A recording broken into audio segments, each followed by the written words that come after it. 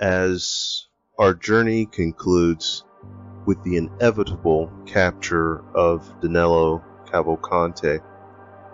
A calming silence endures. The murder of a woman in front of her children, the conviction, the witty and daring escape that involved a 2-week manhunt all over. The excitement, fear, anger, hope, all burst onto the internet, setting the country, no, the world, ablaze with intrigue, emotions, and dialogue. However, it all ends, or is this the beginning? Cavalcante may be a murderer, a degenerate, and a criminal. But so were many other criminals, real and unreal. You see, there's an underlying fascination with the Cavalcante archetype. You know, the villain, the one who breaks the law and is able to outsmart and outrun the machine. A Joker to Batman, or a Lex Luthor to Superman. Regardless of his ill deeds, I want you and I to focus on the important things. There are 10 things, actually, that regular Joes can learn from men like this. There's a reason why many women fall in love with the bad guy, and some ultimately meet their demise by them. It's the edge, the disregard for rules, the violence, the passion, the aggression. This guy is the perfect culmination of what many seek, and unfortunately ruined by in the end. Rule number 1: don't commit crimes. Crimes cost more than they are worth. Crimes of passion are even more so damaging. Remember, Cavalcante stabbed his girlfriend over 30 times because he was angry and fearful she might turn him in. Committing a crime is for fools. However, crimes of passion involve emotion, and no man should be led by his emotions, only logic. Rule number 2: stay in physical shape. America is a wasteland of junk food and synthetics. Very few natural things are left. We are somewhat forced to sit down and work in front of computers. And while we sit, we go out and eat junk food to sustain ourselves. And then we sit back down in front of TVs and cell phones and tablets for entertainment. Eating healthy and exercise is key. It creates clarity and endurance over time, allowing you to evade your enemies, just as Cavalcante did on his journey. Imagine if Danelo Cavalcante was fat or obese. He would have never enjoyed 2 weeks of freedom, because it takes great physical shape to crab walk up a wall. Rule number 3: always look for weak points. We are so used to the norm and the ordinary. Our daily routines, no matter how toxic, blind us to open doors and new opportunities and possibilities.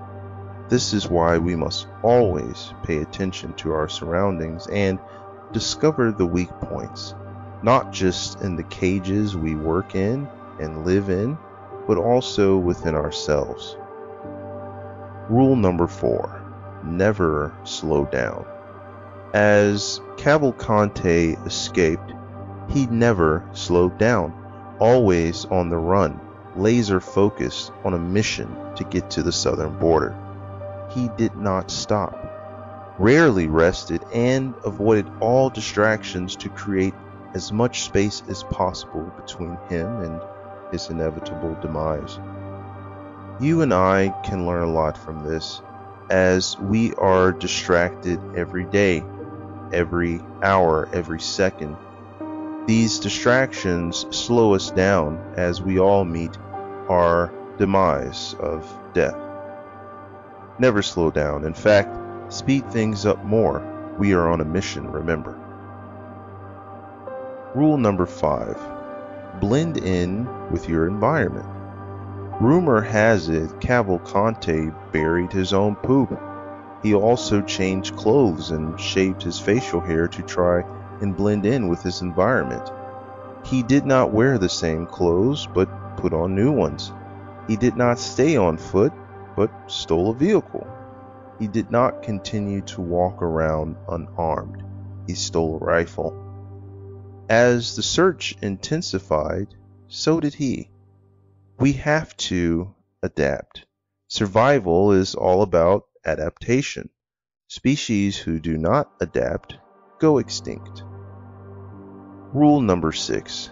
Have allies. Lone wolves are myths amongst the successful. Cavalcante had allies looking out for him in the prison as he escaped. We need allies. Imagine if he had more. Allies that would have created diversions on his behalf, smoke screens, false footsteps. He would have been in another country by now. You can never have too many allies. Rule number 7. Create fear. People love kindness, but they respect fear more. More impressions remain from pain. Everyone remembers the cows the Kenyan tribes donated after 9/11, but the attack itself will be forever ingrained in the national psyche. Cavalcante's escape, speed, reputation, and aggression caused panic, fear, confusion, and chaos. Would the entire city shut down if he was in prison for stealing a cat or committed mail fraud? Absolutely not. He murdered 2 people in 2 different countries and outwitted the best and brightest law enforcement agencies in an entire state. That's fear. That's power. Rule number 8. Be one with nature. It has been rumored that Cavalcante drunk from streams, and he ate a lot of watermelon on his journey to keep himself hydrated and sustained. The news reports did speak of his childhood growing up in the jungles of Brazil. Understanding nature, plants, and terrain will never be a bad thing in the end. Embrace nature or be ruined by your lack of knowledge pertaining to it. Rule number 9. Talk less, act more. Neither you nor I have heard the voice of Cavalcante. A man who placed fear in the hearts of America is basically as quiet as a church mouse. He is not a loudmouth rapper, preacher, or politician loudly vocalizing their lies about what they did or what they're going to do. No, Cavalcante did not make his intentions clear and disappeared just as he came, in silence. The world does not have to hear our intentions because there are so many being loudly boasted already. Be a lighthouse. Let them see you shine with your actions as you light up the path for other people's inspirations. And finally, rule number 10. Live to fight another day. And just as it began, it all ended. Cavalcante was captured. No one was killed. No one was hurt or injured during his journey. He could have gone on a killing spree, kidnapped a whole bunch of people, or destroyed the lives of many, but he did not. And in the end, he surrendered peacefully.